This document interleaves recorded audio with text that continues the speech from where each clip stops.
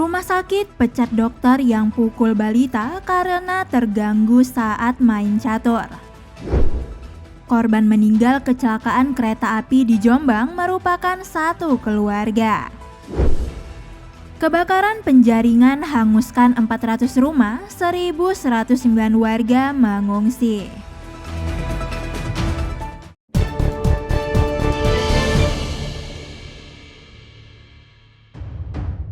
Wakil Direktur Rumah Sakit Bahagia Makassar, inisial Dr. M, dipecat dari tempat kerjanya. Ia dipecat usai dilaporkan dalam kasus penganiayaan terhadap anak berusia 3 tahun setelah terganggu saat bermain catur. Konsultan hukum di Rumah Sakit Umum Bahagia Makassar, Muhammad Fahrudi, mengatakan pemberhentian M yang merupakan Wakil Direktur Rumah Sakit Bahagia bagian pelayanan medis ini dilakukan secara tidak terhormat sesuai ketentuan. Setelah manajemen rumah sakit melakukan rapat internal dengan hasil rapat adalah pemecatan. Pemberhentian langsung yang dilakukan karena ketentuan di rumah sakit tersebut diatur bahwa setiap karyawan yang terlibat kasus hukum maka wajib diberhentikan oleh pihak rumah sakit. Fahrudin menerangkan bahwa M merupakan pensiunan dokter ASN namun tidak lagi memiliki izin praktek, sehingga M hanya pegawai di Rumah Sakit Bahagia Makassar. Dalam kasus yang dihadapi oleh M, pihaknya tidak dapat memberikan bantuan hukum yang akan dihadapi setelah dilaporkan ke pihak kepolisian. Karena ia menegaskan bahwa tindakan itu terjadi di luar pada rumah sakit dan di luar jam kerja. Jadi tindakan tidak ada hubungannya dengan rumah sakit tersebut. Tindakan yang dilakukan M terhadap anak laki-laki yang berusia 3 tahun itu diduga karena depresi. Usai informasi di kantornya bahwa M kerap murung beberapa hari terakhir.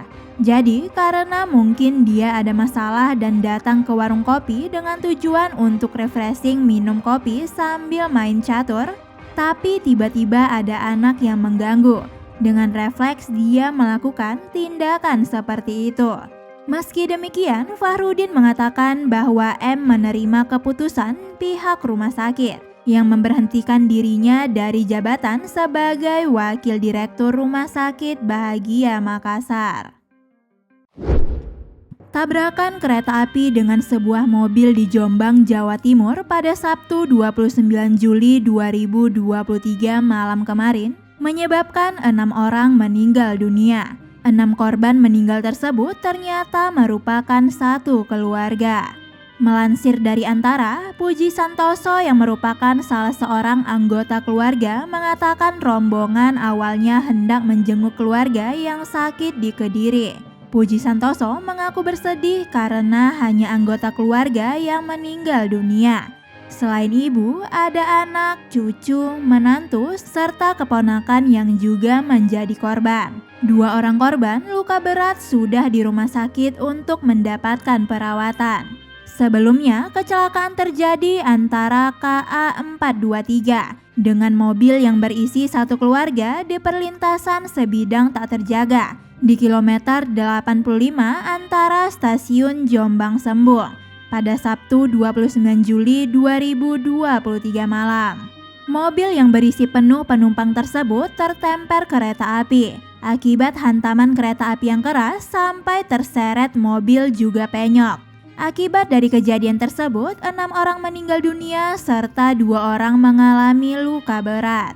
Manajemen Humas PT KAI Daop 7 Madiun Supriyanto menjelaskan mobil tersebut diketahui melaju dari arah utara ke selatan. Sebelum kejadian, warga yang tidak jauh dari lokasi juga sudah memperingatkan. Bahkan warga sudah meneriaki namun sopir mobil tidak mendengar dan tetap melaju terus melewati perlintasan sehingga tidak terhindarkan menemper KA 423. 6 korban meninggal yakni Sumiowati, Alinsa Mareta, Sutrianingsi, Azahra Rohmah, Adelia, dan Wahyu Koswoyo. Sedangkan korban yang mengalami luka berat adalah Fikri Hidayatullah dan Arimbi. Seluruh korban juga dilakukan evakuasi di Rumah Sakit Umum Daerah Jombang. Lokasi musibah itu adalah jalur kereta api tanpa palang pintu. Sehari-hari jalur tersebut dijaga oleh warga. Namun saat kejadian tidak ada yang berjaga sebab sudah tengah malam. Sebanyak 1.109 warga tercatat mengungsi akibat kebakaran yang menghanguskan ratusan rumah di pemukiman warga Kapuk Muara, Penjaringan, Jakarta Utara pada Minggu 30 Juli 2023 pagi. Kepala Pelaksana BPBD Provinsi DKI Jakarta, Isnawa Aji, mengatakan ribuan warga itu ditempatkan di tenda pengungsian di Jalan Kapuk Utara 2 untuk sementara waktu. Info sementara, kebakaran diduga dari pemanas air dari listrik di samping Masjid Nurul Huda yang menyambar ke pergudangan. Isnawa mengatakan BPBD akan melakukan penanganan untuk 1.000 pengungsi yang menetap di tenda darurat. Sebelumnya, Kasatpel Pengolah Data dan Informasi Kebencanaan BPBD DKI Jakarta yakni Mikael Sitanggang mengatakan tak ada korban jiwa dalam peristiwa itu. Akan tetapi, terdapat 2 warga terkonfirmasi mengalami sesak napas dan harus dilarikan ke Puskesmas Penjaringan. Pihaknya juga telah mengalokasikan bantuan. Mikael menjelaskan BPBD DKI mendistribusikan 10 dus air mineral, 33 lembar sarung, 10 lembar terpal, 25 matras, 12 paket family kits, 10 paket kidswear, dan 12 sandang untuk para korban. Terkait total kerugian atas kebakaran ini, Mikael mengatakan petugas di lapangan masih melakukan pendataan. Hingga pukul 21 waktu Indonesia bagian Barat, proses pendinginan masih dilakukan 25 unit damkar, unit TRC BPBD, unit PLN, unit PMI, unit AGD Dinkes, unit Dishub, unit Satpol PP, personil PSKB atau Tagana Dinsos, personil Polsek, dan personil Koramil. Bisanews.id, Nindya Farisa mewartakan.